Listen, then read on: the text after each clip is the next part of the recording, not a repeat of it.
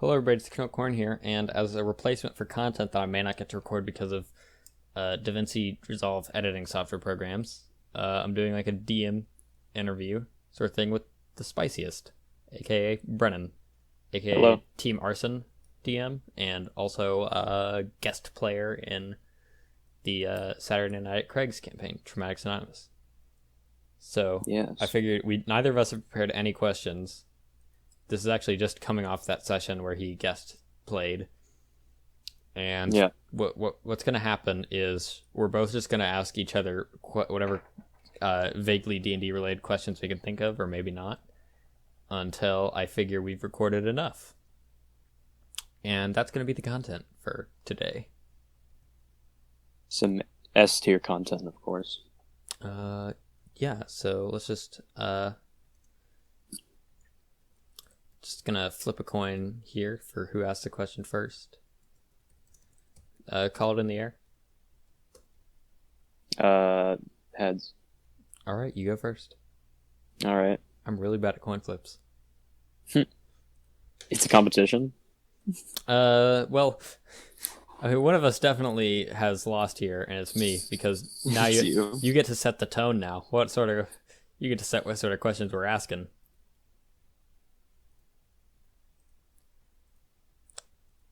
So, how long before the session do you prepare for a session? Minutes. Yeah, pretty much. I mean, like, I'll think about it like the day of what I'm gonna do. Yeah, I But mean, I think this is going to change in the second campaign that I do, because because why is it because? Oh yes, it is because most of this campaign is very scripted and written out beforehand, badly I Mhm. might add, as I regularly do add. You have like gone in and edited parts where they work better though. Yeah, In the I have book. I have made it work as well as I think I can, Yeah. but yeah, I think with the second campaign, which is almost entirely unscripted. Like hmm I just have a few scripted events that will happen, and then the rest of it is just improvisation on my part. Yeah. That's pretty much what I ended up doing, Yeah. or So just do. right now it is minutes that I spend Okay. preparing for a campaign, which is really just pulling up character sheets and everything. But I Yeah. think that's definitely going to change with the second character sheet. I mean, Depends how second many players campaign. you have. If I Yeah, pull up their which I character think sheet or not. it's going to be 4 or 5. Because we can have like 6 people doing it plus Mike plus Vale, 7, and then I have all the characters that you guys end up reeling in Yeah, I to the don't have party to. where we have like 15 things that I have to keep track of, so I just don't pull up Yeah, like I don't want to have to your deal with. characters. I deal Yeah. with the NPCs. You guys deal with your PCs. All right, That's how I do it. that sounds fair enough. Yeah, I do keep an eye on my characters' character sheets because I have new players, and a lot of them just Yeah, yeah. don't know how their character sheets work. So I've got to keep an eye on that. So now I get to ask a question. Let's see. Um, how many campaigns do you currently have like planned in the works that you want to run? Um. Well, we have the Team Arson campaign Yes. has been in a works since like we started in like March, like the end of March or the very beginning of April. That sounds correct. It was that time frame about.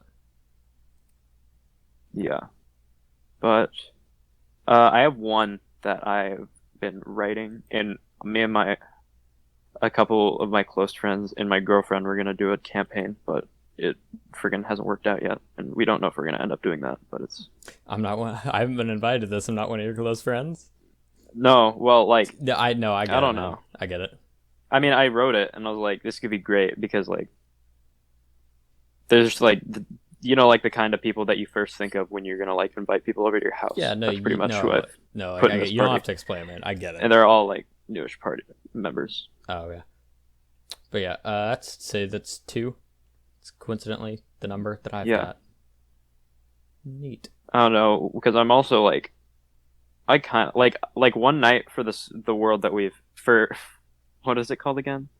The Accursed Lands. the Cursed That's Lands. the name we've given it. Yeah. I just kind of like sat down one night when someone was like, when you guys were like, you guys, who's gonna DM? And I was like, I'll do it.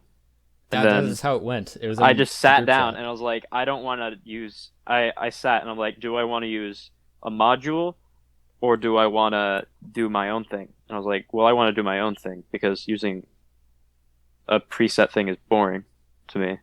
Yeah. Because you can just, if you've done it before, you know it's going to happen. The Untitled You don't did know it's. send you a module. Yeah, he sent me that. Did and you I end was up like, using no. it? No, I haven't used anything. Oh, I use like nice. I have like I had like a book and it was like the starter thing, and Okay. I looked through it and it had some like stat blocks in it, and I kind of used that at the very beginning of our campaign. But now I just like pull it up Yeah, I was thinking about the first whenever enemy. anything The happens. first enemies we fought were like goblins and things. It was literally me learning how to play D&D at the same time as learning how to DM. Yeah, this is your So. first campaign, the Team Arson one. Yeah. Which I wish I'd been recording that from the start, or someone had been, because there are a Yeah. few moments in there I'd love to have that I can look back on. For instance, Nature's Dog. Very funny. I know. Do you want me to explain Nature's Dog? If you want to, yeah, I could do it. Might as well. So the players had, they were in town. They have like, there's a pirate, and they like go around on a pirate ship. And so they had docked at this place after they had like done like a smuggling run, like a trafficking, like a human trafficking It's run. human pretty trafficking, much. but the humans wanted to be trafficked, and also they were Yeah. tieflings. Yeah. And It was illegal emigration, not immigration with an I, emigration Yeah. with an E. emigration. Yeah. But they'd gotten to this town, and like right next to the town was this swamp. And they were like, Swamp. and I like pointed that out to make it obvious that I Yes. wanted them to like check it out. Yeah, you did a good job of signposting. And they did at some point. And if they didn't, I can't remember. I might have just had like my NPC PC, my player character that I've injected into the story to I help think it's called a DM work the NPC. campaign. A DM NPC? Yes. Or a DM PC. DM PC, probably. I don't know what it's Probably. called. I don't know. It's the character that I artificially injected into the story, so I had something to do, and so I could just make you guys do stuff. I think he got Or point you in the right direction. I think he got injected in this village. No, he got injected like way off. It was like the 5th session that I put him in. It didn't feel like that, but I don't remember precisely. he just didn't do anything for a while because I was figuring out his character. That sounds about correct.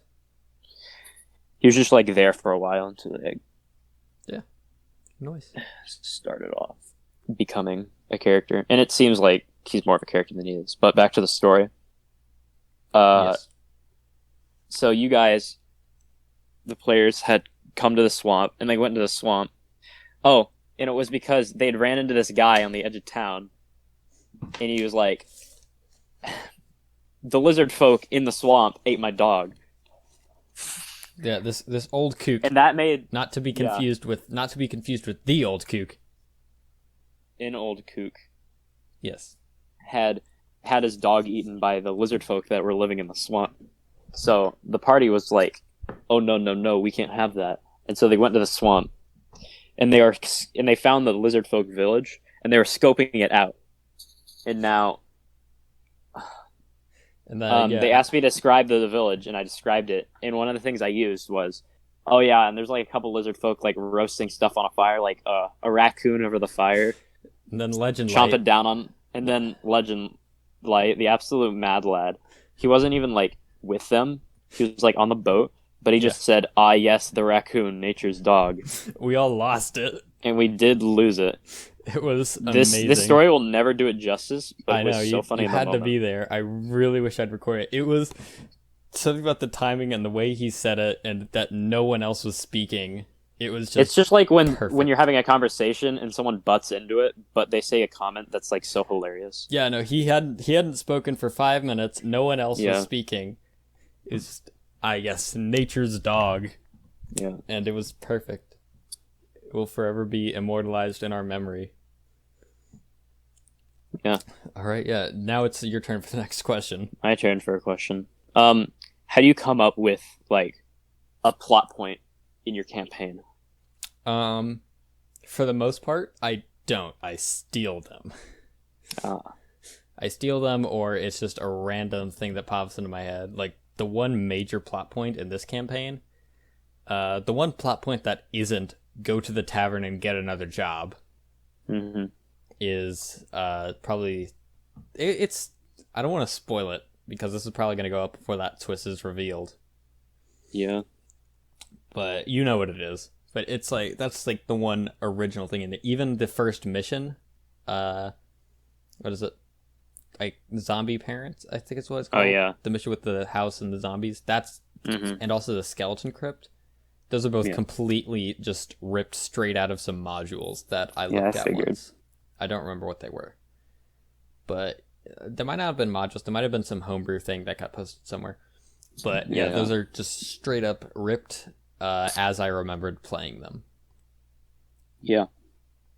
Well, what I do is I have like a list. I have a list of like enemies. So how I come up with plot points is at the beginning, or like when I started the campaign, and then when I started to figure out what I was doing, I came up with like three opposing forces in the world that like no one gets right now, Uh-huh. but you will.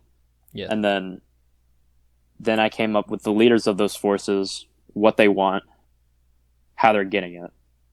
And then I'll blend those into major things like the thing you guys are doing now.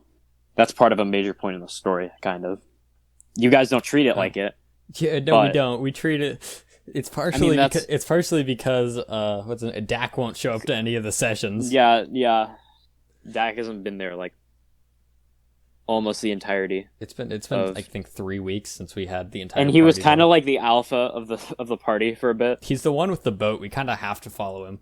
Yeah, that Also, would be interesting if you guys just diverged from him and just left him. If like Vale took like a party and you just split the party for a while. that would be interesting. That'd be very hard not to metagame though. Mm. To get back together, but It would it'd be very interesting. It'd be hard to do without metagaming or railroading. But Yeah. I think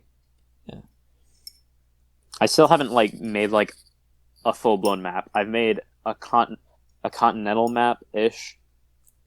heavy on the ish. I've seen it. Ish. It was like the first thing I came up with, and I'm like, I came up with like you guys are like on the west part of the thing, so I don't have to like deal with the entire map. You're only on the west part of the map because of how big it is.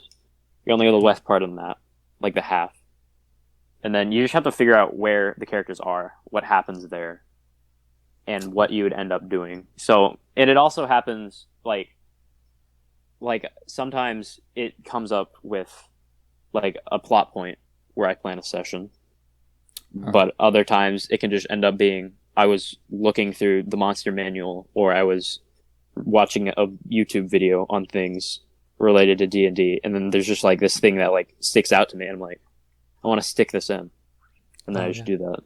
I've heard that's how most creativity goes. Yeah. But with more steps. But honestly, Yeah. I should mention that for the second campaign, a lot of my creativity is outsourced to the Untitled. Yeah, he's helping me write that one. So Yeah. I've got the setting. I can do world building pretty well. It's just the details that I can't do. Yeah, like how tieflings are illegal in like Onan. Yeah, like I mean that's something I could come up with in the spur of the moment, but I would have to like not be thinking about it. It would have to be a random yes or no detail. I actually did that for a plot point for my second campaign that I wrote. Oh, yeah. So Nice. yeah, I could explain it, but Yeah. Oh, depending on how when is your second campaign? Because depending on how mine turns out, the sea level might drop. I'm assuming it will happen. I'm pretty sure it's like in the far future, All right. like a 20-year gap. Depending on how my second campaign goes, the sea level could drop a few feet. We're gonna determine the gap between the campaign you're running. I'm guessing it's only like It's gonna be a couple years between the between my current campaign and Team Arson / my campaign 2 is gonna be a couple years because my players are gonna level up twice between the campaigns. So I figure just another couple of years. Yeah, Maybe 3. We haven't given hard dates to anything. And we're gonna make a timeline thing. Yeah. For the. I will create that Google Doc right now. Yeah.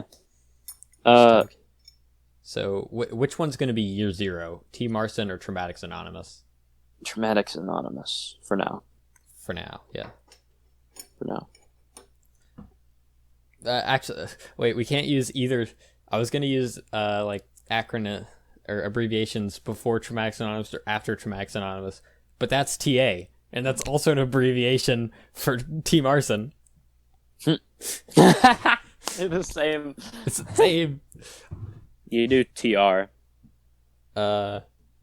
Maybe. Let's say,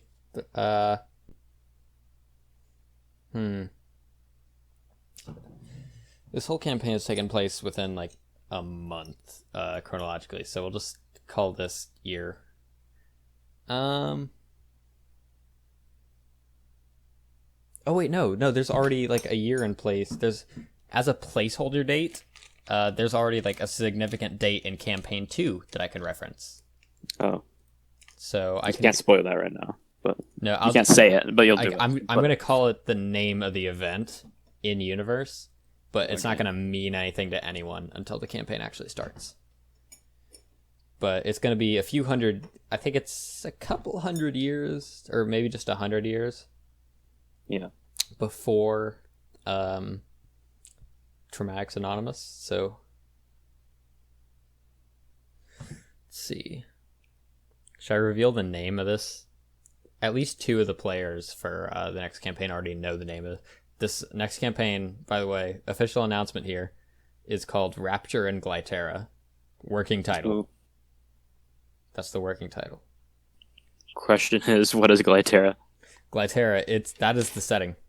That is the big setting. old continent. Is that the bigger continent to the? It's a real big continent. It's completely artificial. It's an. I guess so it's all right, off the coast. Just gonna so we can tie this back to the interview. What is the coolest? What is an interesting setting you've come up with?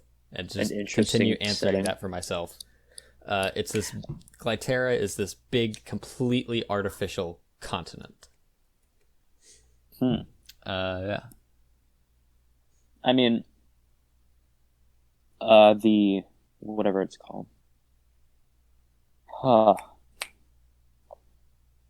I'm blanking for a second. All right. Fun fact. I've literally forgotten what the name of the world is already. This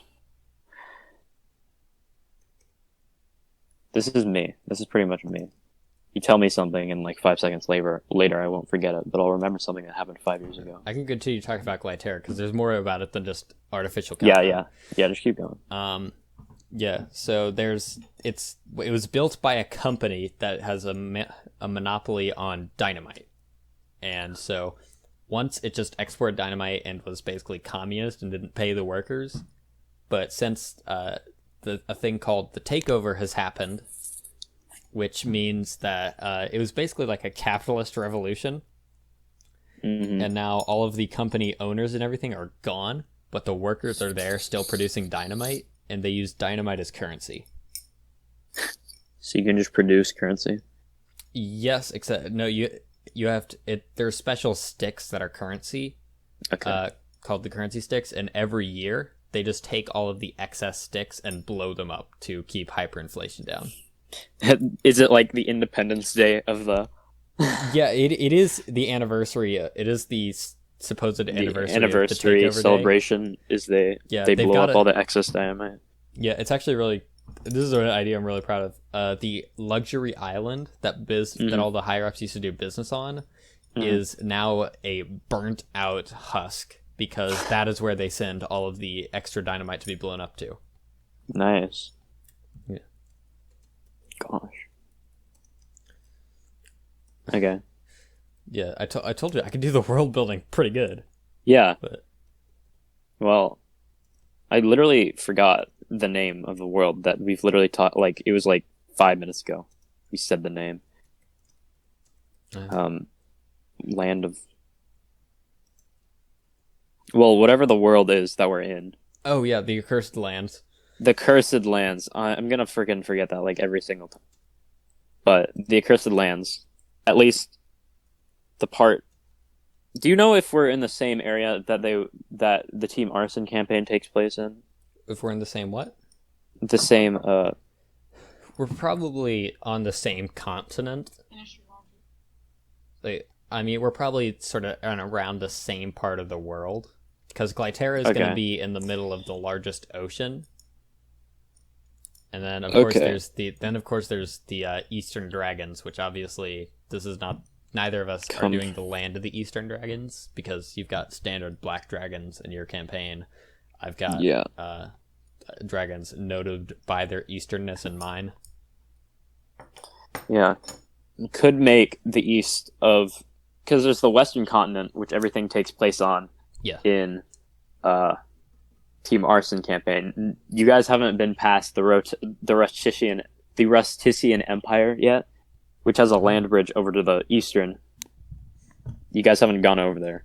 So I'm assuming that the eastern part where we could put more homebrew stuff over there. Alright, so Glyteria is either south of that land bridge or east of this western continent.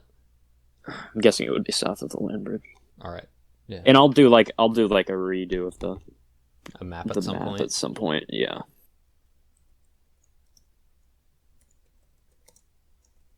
I'll probably just get like a giant piece of paper and just like a massive like wall-sized piece of paper.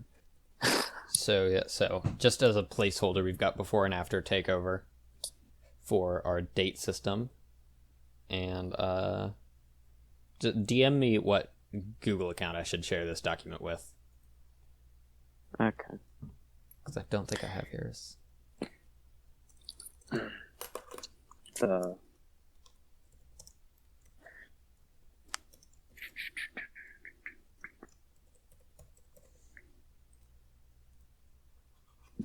I just send you the. I'm pretty sure it's just my email.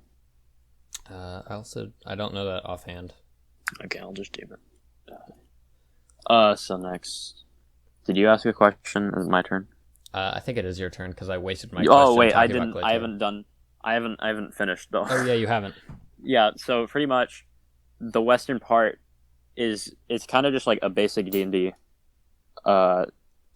setting, but the dragons are just tyrants. Pretty much. Yeah. Which the players haven't figured out, and now. But we know that they all want to be tyrants, but we haven't figured out that they have succeeded. I can't tell everything without giving away, like, the story, but they're all, like, tyrants of the land. And so, like, people don't notice it, but they just, like, control everything. Mm. Because I like dragons. Because I, like, started looking into dragons and, like, oh, these are cool. And so I just, like, want to put them in all the time. It's understandable. You've got your favorite enemy in real life. Yeah. Of course. Yeah. So,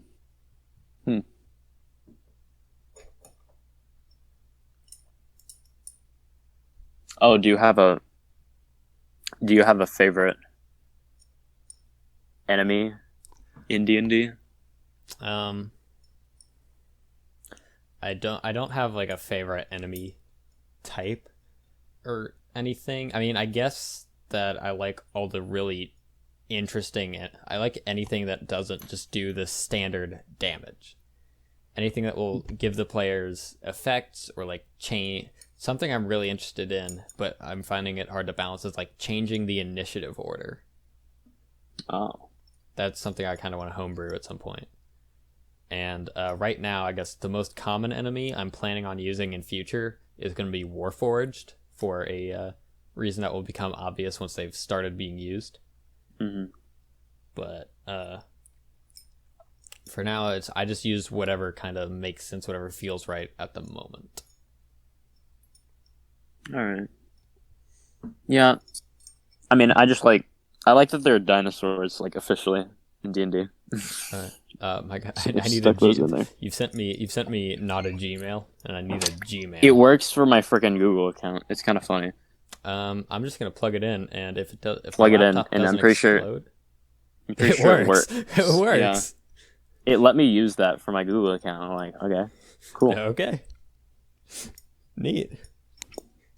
All right, so fun fact. Some not Google account, not Gmails will work for Google accounts. Yeah. Now, the more you know. And knowing is half the initiative round. Sorry. Hey, can you do it?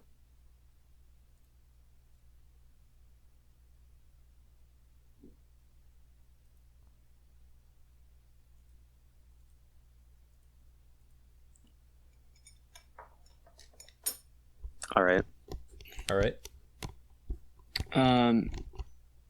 Oh, I think it is my turn for a question. Yeah. Unless you... let's see. Oh.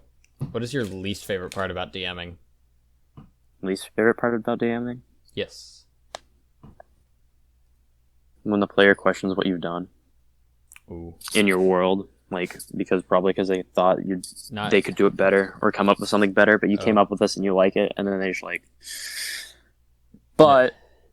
Not like questioning whether or not an ability check is the correct ability, like questioning details about the world that you created and have ownership over.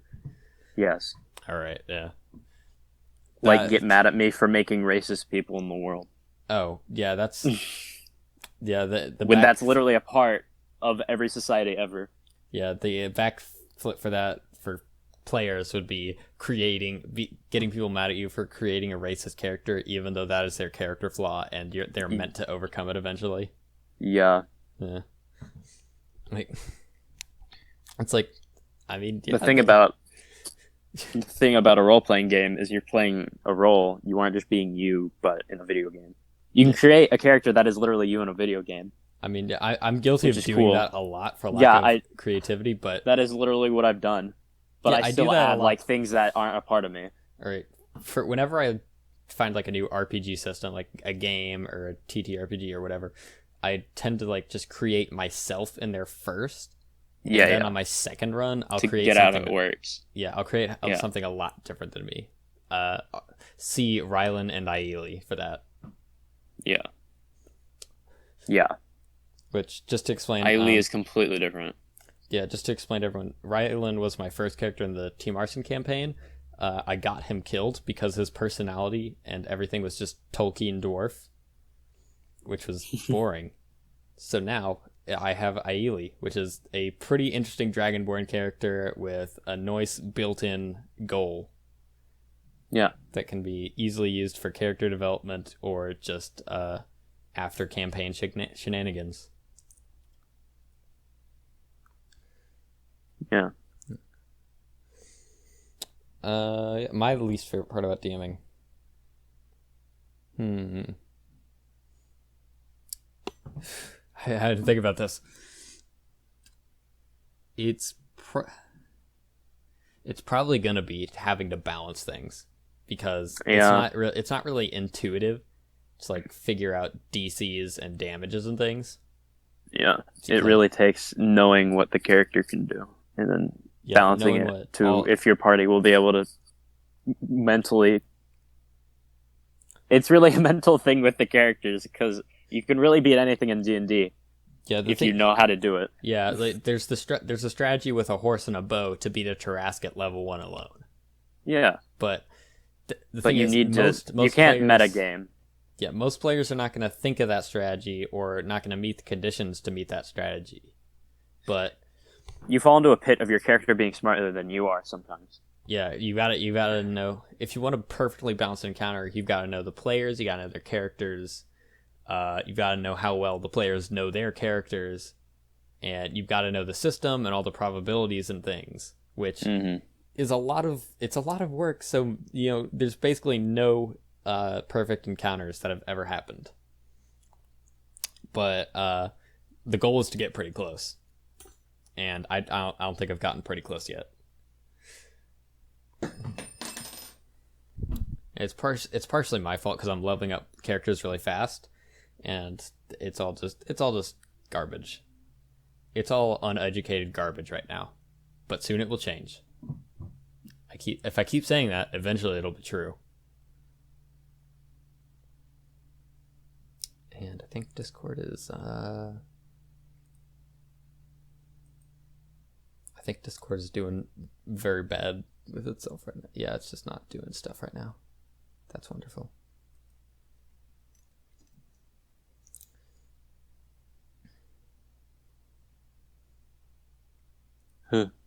Hello. Is it working now? It is. Okay, cool. Okay, my question was, what is the encounter you are most proud of? Oh. None yet. None yet. You aren't like I'm not especially proud of an particularly encounter. proud of any of them yet, but Yeah. let's see what one do I think I will be proud of.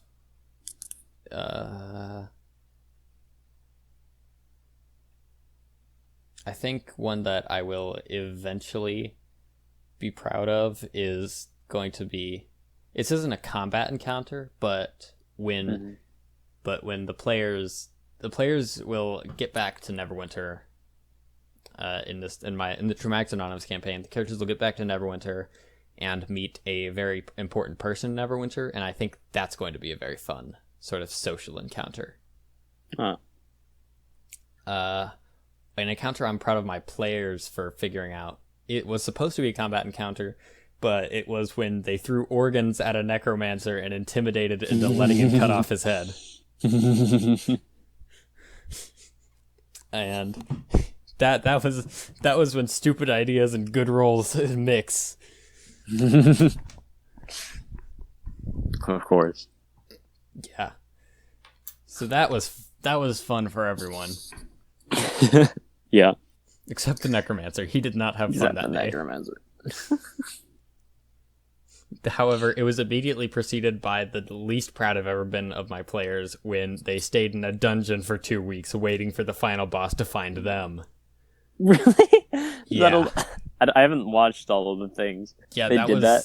They did I that. think I skipped that. I had to send in another adventuring party to get them out, and just Really? I had to kick actually them out? metagame and tell them, I'm not going to send the final boss to you. Right. I'm not just going to give him to you. You're going to have to do some more work. Even if he gave it to you, he'd wreck you probably. Or whatever Yeah, it I is, didn't probably say wreck that, you but anyway. it's implied. You could give them a taste of their own medicine and kill one of the characters. No, I already did. I did last session when there's this. No, that's how Ganiki died. It is? Yeah, he just hit Bilius in the junk with a sword hilt for basically no reason, and so I killed Ganiki. You killed Bilius killed Ganiki because he's a 6th level bard. Yeah. He's a 6th level College of Valor bard, and Ganiki is a lone level 3 rogue. All right. So whose question is it now? Oh wait, I haven't answered. Oh yeah, you haven't answered. The fortress session the encounter. Raptor Fortress. Yeah. Yes, that was. It was a shame I'm we extremely ruined part it. of that. Yeah, that was very good because I took all the things leading up to what had happened and I put them all together to ultimately just test the players to see what they would do. If it was a one shot, that would have been a great final boss. It would. But yeah, it's a shame that we just ruined it. We really did. Just, specifically, me and Legend Light. Just kind of... we literally took a stick of dynamite to the whole thing. Yeah. So, formal apology for that. I'm sorry we ruined the highlight of the campaign. Yeah, I was extremely mad. I was extremely mad after that. I was glad that I was able to kill you guys. I mean, you guys would have died if you hadn't done that anyway. Yeah. And I'm pretty sure more people would have died if you hadn't done that anyway. But I was still mad because I still wanted that character to use. Along with the Utah Raptors that I built the character sheet for and everything. But that was fine because it's still a great session. Yeah, and you could still reuse the... And since we didn't actually meet that, you could just change their race or whatever and reuse that character sheet. Yeah. Yeah. Yeah, I just also, sat down that day and I was like, Look, I you got could an idea. also keep the race because that would introduce some interesting dynamic with Aili, who's I think has never at this point I don't think Aili has ever rolled a social check below 15 in the campaign. So if you kept that that other character we killed's race, that would actually introduce an interesting dynamic where I would probably roll lower. Yeah.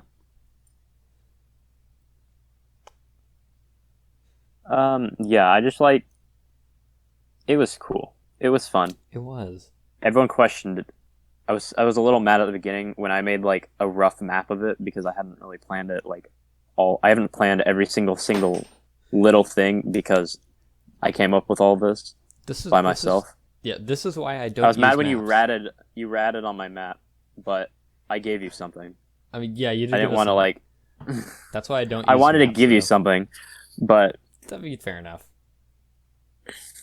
that was an instance where the players questioned how I had done things, and I really didn't like that. I don't. But Yeah, besides which, that, to be everything fair, was I was fine. entirely wrong in questioning you. You did own me with facts and logic there, as I recall. But yeah, that's why I don't use maps or anything of any sort, because it's just easier to say, yeah, that probably works, and just have the players imagine how it works. Yeah. That's why I'm. Well, I don't want to like describe something because it doesn't give you room to do it doesn't give you a whole lot of room to do concrete strategy. Oh yeah. I don't think my players have the capacity for strategy, so I'll stick with my method. Yeah. I'm considering always making comes down maps to for players. Glyterra, but I don't want to have to. I mean, Glyterra would make sense to make maps for it because it is just an island. Yes, except it's not an island. It's an entire continent like bigger than it's bigger than Greenland. Yeah, but it's not like So I'm gonna have to make. It's not a multi-continent thing like a giant thing that I made. Yeah, it is. You could make a map world, but I'm still you going can to make have maps to make for specific places. Yeah, but which still a continental map, a map for some key towns, another continental map, by the way, because there's multiple levels of this thing. It would just be a ton of work, and I'm looking to actually write the campaign first before I consider doing that. Yeah. Yeah, I just like that thing. I learned one thing that you learn when DMing is to use the characters against themselves. How's that? Well, at least I've learned to do that. So everything that Dak's character had turned out to be advantage, I tried to make that a disadvantage. Oh. After that session, because he would use everything that he had gave him an advantage the entire session, and that's the reason he didn't die. That is correct. Yeah. So really now I do things that just challenge his character all the time. So just get the characters out of their elements as much as possible. Yes. And see what they do with it.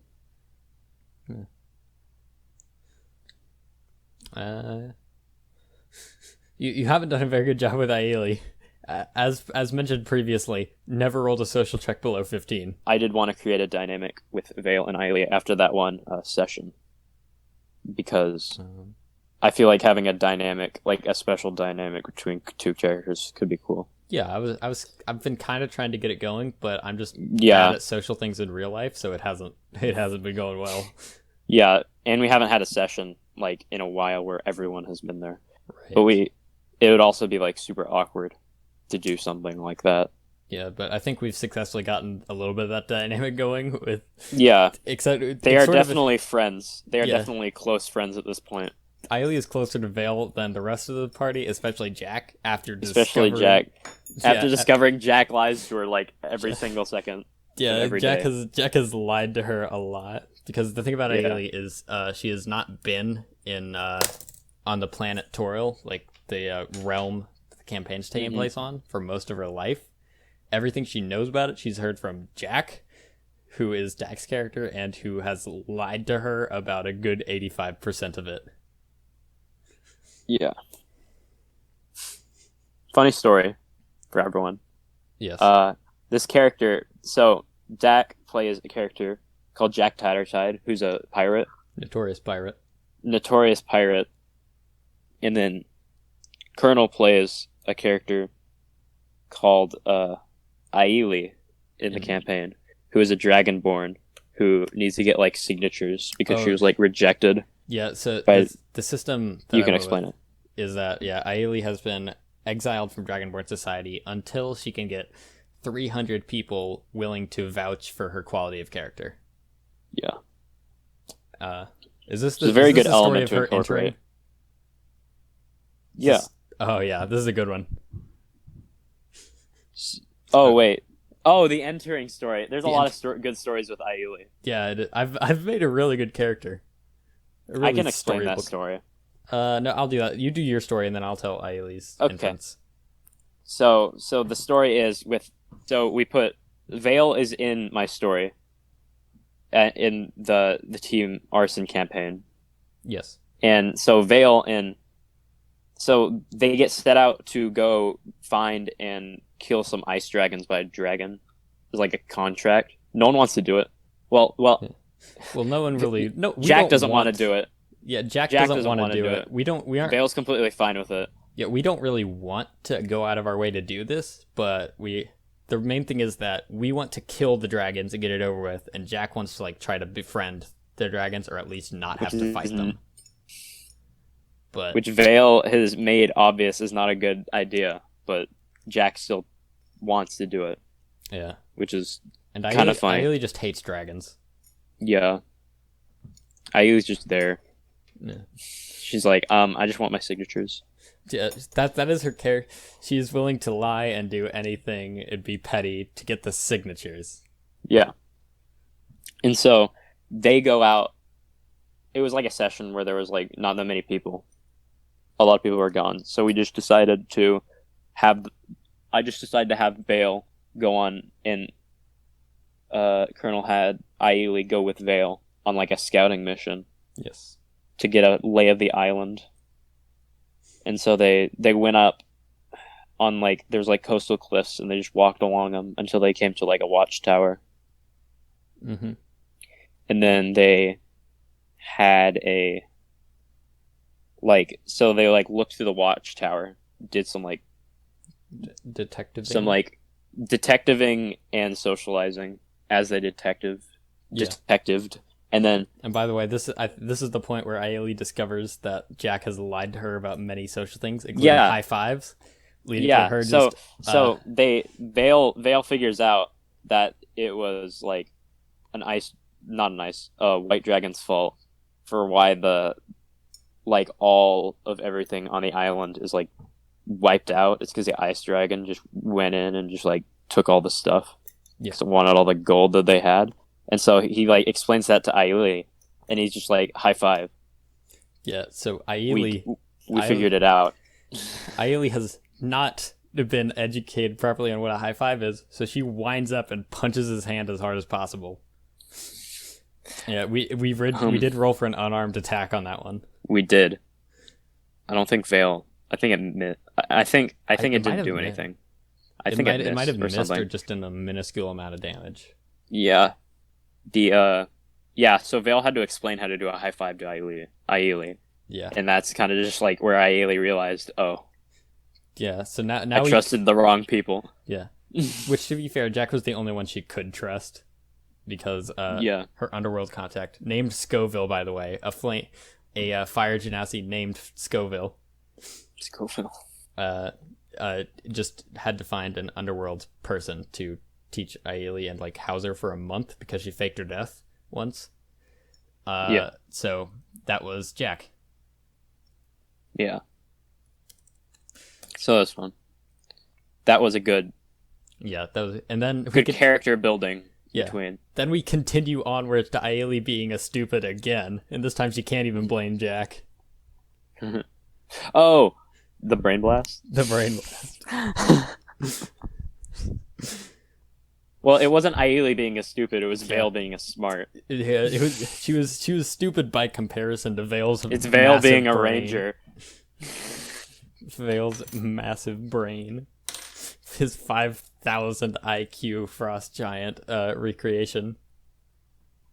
That was great. Yeah, which what happened is that Yeah. they both rolled investigation to see what had happened in a place, and Ailey did like the Detroit Become Human crime scene recreation in her head, and then she like described it in great detail to Vale, and he's like, yeah, but also these things happened.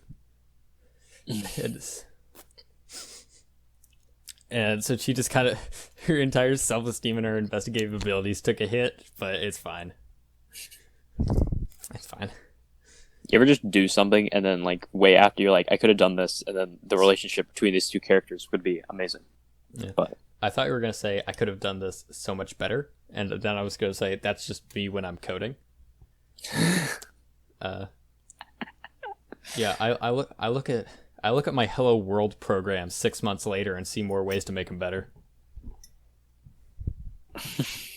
it really be like that. Life is just, I could have done that better.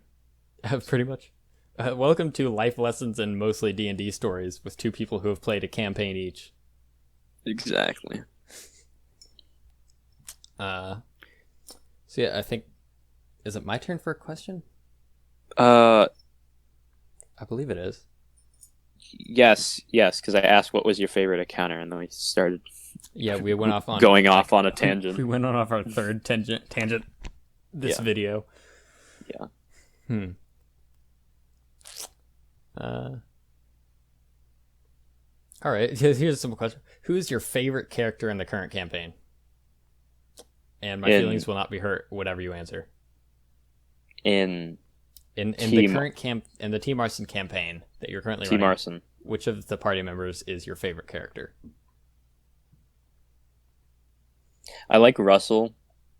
Oh yeah, Russell's there's parts of every character that I like. I think Ailey might be my favorite character. Oh, nice. No, that's legitimate because Yeah. it's the most character out of all the characters besides Yeah, Jack, and I just kind of don't like Jack. Yeah, Jack's just kind of because Jack's fairly. I feel like one it's note Jack in and he how acts. Dak acts with Jack. Yeah, because Jack seems like a character who's already had his character arc. Yeah, he's kind of an ass. Yeah, that's kind of why he's the leader. He's got it the most together. His player is also, I think, the most experienced with Dungeons and Dragons. So he's really just a bit arrogant. Yeah. But Ailey is just constantly getting it wrong. And so she's a lot more interesting to play. And I think watch. Definitely. So, for my campaign, I don't want to say Vale because yeah, but I mean Vale's my character. I guess Vale. I could say Vale because he's technically. I am very proud of Vale. You should be. He's a good character. I haven't seen his backstory yet, but that's literally like me. Good. If I could make like my ultimate character for D&D, that is what Vale is. Nice. I don't think I've made one of those yet. And he's a ranger, and rangers are bad. Only if you're bad at making characters. I used to say rangers are bad, but then I looked into it, and they're not terrible. They're not actually. They're not. They've got some. They're bad if you're not the best at character. They're bad if you're. They're bad if you're a bad player. Like there you go. The thing with rangers is that they get better in proportion to how good a player you are. Exactly. So, I once hated rangers, but I was wrong. I apologize to everyone who's ever played a ranger. The ranger community. I apologize. It's really a ranger community. Yes, I apologize to the ranger community. I was wrong. I will not doubt you again, and I may even play you at some point. Yeah. Probably not. I've got a few other characters I want to play first. I don't know. It's just like the type of character that like attracts me. Yeah. All right. Which party member do I think has the best character? Because none of them have substantial stories behind them. Yeah. Or any like set personality. Lawrence, I think, is the most characterized, insofar as he's got an actual like set person. He's got one personality trait that is set. And that is. I think I like Alfreda the most because she's just always kind of in the background, doing a moderate amount of badassery, while the others are just a sine wave of like quality of action and thought. That's like it's like the side character that you like better. Jazz, than the I main am character in talking a film. shit about you. Go away, you're polluting my audio. Yeah. Just the side, like those side characters that you like Ian Malcolm in Jurassic Yeah. Park. Yes. It's the side character that you like more than like the main character because of how the character acts in the film. Yeah. Alfredo. They're like there, but they're not like they can be the start of the show, but they aren't Indeed, yeah, that's it. all the time. Like I'd see, it's like Kramer and Seinfeld. Yeah. It's like Kramer is obviously the best character in Seinfeld and the most entertaining, but the problem is if there was an entire show that was just him, no one would watch it because Exactly. it'd be boring if it was just 30 minutes of Kramer. Yeah. So, all right, what is your question? This is a good question.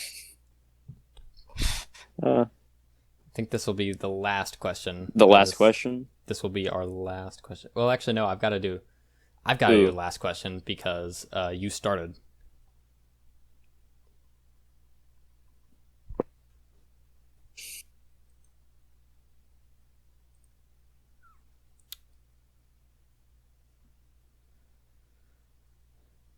So, what is your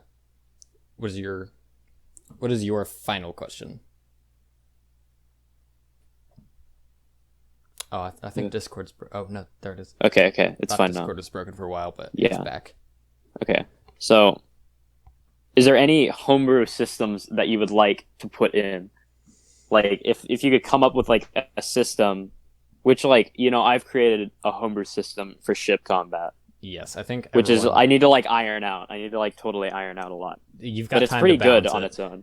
Yeah. Yeah, I've seen it. It's We fairly still okay. haven't done it. We It's haven't done fine. it, but it's basically Sea of Thieves. Yeah. Which is, like, the way you probably should do it with D&D, because if it got more complicated, it would be. Yeah, Because it's, like, all there's the D&D rules stacking on top of what you've done. Yeah, the only other ship combat I've seen, the only other ship combat system I've ever encountered is either Battleship, which is that doesn't fit into D&D at all, or No. the Assassin's Creed 4 system, Which is health. which is also just one player. Like one player is going to make all the decisions for that. Yeah. So So- Sea of Thieves, I think, is the best sort of. for a D&D. It's the best Party. thing to port into D&D. Yeah. What system? So if you could, like, make a system to put in to have your players use in a Yeah. campaign, what would you do? That is interesting. I've done one system already, which was really more of a background thing, which was the Fandolin delivery. The keeping in time with a schedule thing, but that was very scripted, not very detailed at all. Yeah. Like the rest of the campaign, really. I kind of have that, but it's like you have to do this or a thing will happen, I don't think which that is just kind of like an element that you involve in the campaign, I guess. It's All like right, a so what system. system do I want to implement? Do you want me to go and then No, you can think about it? No, I will. You go. I will think of something. Okay, so I kind of want to do a system that involves, how like bards, like they can play things for bardic inspiration and stuff. But Yes. I kind of want to do a thing where like, I kind of want to come up with a way to incorporate music into D&D more than it is, because it's kind of just like they can play music, Yeah. or you can do bardic inspiration if you want. But like, I would probably want to put in like a load of homebrew like instruments, and then give them different, kind of just develop Am I a gonna class more. have to learn how to play guitar for Bilius? That could be fun. That's the could be thing. fun. I kind of want to do it where like your character can work on your instrument. Yeah, but that segues Depending into on, I kind something- of want to do something like that. So like, it's like a character can learn an instrument if they want. Yeah, but So like Vale could learn how to play the drums if he wanted to learn how to play the drums. It would just take a while, like how Jack learned Draconic. like, so a system to just like, But sort it of would be more increase player involved than- skills more organically. Exactly. Or yeah, something I've thought of doing in the past is like making character checks like more reliant on the player's actual real life skills. But Yeah. that kind of just depends on what the player is ready to do, which B, makes players less likely to play characters different than them because they have to rely on their own real life skills, which is boring, so I'm never going to do that. But give an example of how that would work, I guess. One example that I actually did, because this is a coincidence where the player and the character already had a bit of overlapping skill set. I was going to make one of our bards. The previous time I tried to run this Traumatics Anonymous campaign, Saturday Night at Craig's, which I tried once before. We had 2 sessions and then never played again. What happened was I was going to make our bard, whose instrument was his voice, like start singing in real life as like part of singing checks, or I guess performance checks, to sort of like augment a dice roll of like a smaller die than a d20. But yeah, I never ended up doing that. I never saw how it worked. The player in real life did sing. I guess it's just making a person think about doing their action before they do it. More. And I mean that's kind of something Adding that's things already in. that's kind of something That's something I already... would like. I make you do a check, and then I like completely ask you to describe what you did based on what the check is. It's which I might do our session tonight. The thing is that a lot of the checks like that, especially deception and persuasion checks, some DMs will make it rely on how well the player can persuade. Yeah, I kind of don't want to do that, but I still want them. Yeah. I still want to see what the I think the but rolls... it'll just so like if you roll like a 1 and you do something that's the player could do something that's amazing, but they ended up rolling a 1. They rolled a 1, and then I asked them to describe how they do it, and it turns out they just want to describe how they did it like amazingly. Well, apparently, it just didn't work. It was just off for the person. Yeah. Or you could roll a nat 20, but you do like the worst song. You do the worst like backflip ever. Yeah. And then someone's just impressed by it. Yeah, so which would be cool, I guess. The system, if you did it like that. The system that's currently in place is what you want to do, deceive, what are you saying to deceive, and then the roll, whether the roll succeeds is based off how good the player's deception was. When it should be, what do you want to do? Deceive. Okay, roll for it. Then do. You pass. Yeah, that's what I'm saying. Say? Exactly. So it's not. Or you fail. What did you say? It's not will this sentence work for this roll, or it is this roll works. What is the sentence? Yeah. So yeah, neat. A system I'm kind of interested in implementing would just off the bat, because I haven't thought about this a lot, is probably like a reputation system, a more detailed reputation system, which would have to tie into the maps where. People in one area will have heard stories about you and will be more likely to help you or be afraid of you or whatever. So it's sort of like how that's it works. Kind of like a thing. Like, yeah, but like you want to like flesh it out more. To give an extremely obscure comparison, like sort of like how reputation will work in Daggerfall in Elder Scrolls 2. Yeah. Where some NPCs just straight up won't give you any information. Depending on because you have different relationships with different classes of people. Yeah. So like it's like commoners just absolutely will not give you the time of day if you have a bad relationship with them. Yeah. Like which isn't because in Daggerfall you actually do need to ask about that sort of thing. You have to go and like ask where certain things are. Yeah. But just a thing to get people. So anyways, my last question and last question of the interview, probably it's more of a podcast, really. Podcast. It's more of a DM podcast. Yeah, I might get more people on here to do that. I might have the Untitled on next, or like Dak or someone. Yeah. Yeah. So think of a question.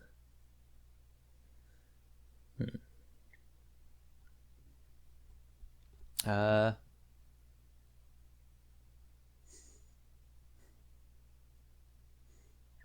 got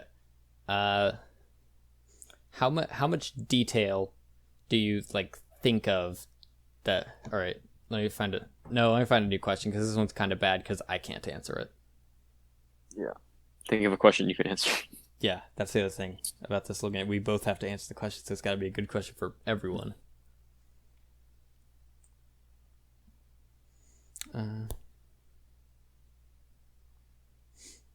What is the main source of inspiration for your campaigns? It's like, what individual concept do you borrow most from?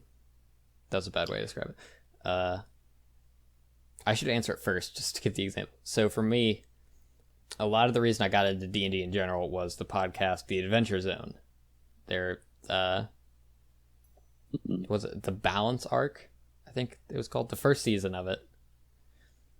Yeah. Is just really inspired me to do it, to get into D&D and to write a campaign. Because, and by the way, I've tried to watch Critical Role and I couldn't, but I assume if I'd started with that, it would have been a much similar effect. Yeah. Now, for me, I do not like listening to the majority of popular D&D podcasts because I just find them like annoyingly boring. I don't know why. I tried to watch. It's just not interesting to me because I feel like the point of D&D is that you're doing things. Yeah, I mean, I tried to watch Critical Role once, and I probably would have had more success with it if they weren't 3-hour episodes. Yeah. But I don't know, it just didn't like engage me like just doing it does for me. Yeah, it's hard to keep track of the characters. Because you're not like with people. Like the thing about D&D is that it brings multiple people in together to play a game together. Right. And like if you're just watching people play a game, I don't feel like it feels the same. Because it's interesting to me because I want to see how other people react to what I am doing, and I want to see how the DM is reacting to what I am doing. And then I want to see their reaction and then plan a action based on their reaction. Yeah, so it's not in essence, D&D is not the same as streaming video game gameplay. Yes. Yeah, because a video game you can at least have someone commentating over it. Yeah. To, like, give their insight, but you don't really do that on D&D because everyone involved is playing the game. Yeah. And you're just not. It's not a multiplayer game where you can play it by yourself, but there's just other people there already. Yeah. So it's like, okay, or fine. Or it's not a single player game with NPCs. Well, it's usually not a single player game with a load of NPCs that have been fleshed out over like 2 years. Yeah, I've thought about doing one-on-one D&D. But that it would be extremely hard. Yeah, I mean, I've heard that it can be done very well if you kind of know what you're doing, so I might do research into what I'm doing there. Yeah. But I don't like just listening or watching D&D related stuff. Right. Maybe that changes if you're watching it like on a Twitch stream and Oh, that's a cool idea. Let me file that away. It's once I get an actual Twitch following going, play D&D except Twitch chat is the DM. And we'll do like everything through like polls and things as to whether or not things succeed, as to what's actually going on. Like I'll write a campaign and then Twitch chat will decide what goes on. That could go absolutely horribly, but I know, also, but it could be amazing. It could be amazing. It could be. So I really want to try that at some point. Oh my god, that's great. I think it's a bit like Doug's can Twitch chat play video games, which is that no, obviously Twitch chat cannot win a video game, but it's a hell of a lot of fun to watch them try. Exactly. And sometimes they do manage to do things. Like Twitch chat beat the first gym in Pokemon Heart Red, or not Heart Red, Fire Red. Mm-hmm. Twitch chat just started a new Pokemon file and played through the first gym of Fire Red. It was pretty neat. Then again, that was the first ever generation of Pokemon, and I don't think they could do it with one of the 3D games. Yeah. So I guess my answer is I don't have any inspiration from the D&D community, I guess. But you do get your inspiration from them? I do not get my inspiration from the D&D community. I get my inspiration from my own thoughts. I guess I get inspiration from... I don't know what I get. I literally don't know what I get my inspiration from. I guess I started DMing while I was learning guitar. Oh. So I guess it just put ideas in my head listening to a new genre while learning guitar and then playing that genre. And while doing that, it just activated a creative side of my brain. All right. So your inspiration was just doing more creative things made you want to do more creative things. Exactly. Ah, yes. The old positive feedback loop of creation. Yeah. It's a trap that everyone falls in eventually. Or you don't. Eventually. Probably eventually. When a lot of people, it's just when they're old and bored and don't have anything else to do. That's pretty much what I fell into, though. Yeah. Old, and well, not old, but not bored old. and have nothing else. Just having. The problem is I'm not old. Pandemic has created a lot of D&D players. Thank you for joining me on this first podcast thing that wasn't supposed to be a podcast, but now it is. There will be a second episode eventually. Probably the Untitled. Don't hold your breath on that. Untitled, I'm talking to you. I've got 10 minutes before I actually have to go do brainstorming with him for that second campaign. Oh. So thank you all for listening. I will see you all next time. Sorry if my editing software isn't back up yet. This is the Colonel Corn signing out.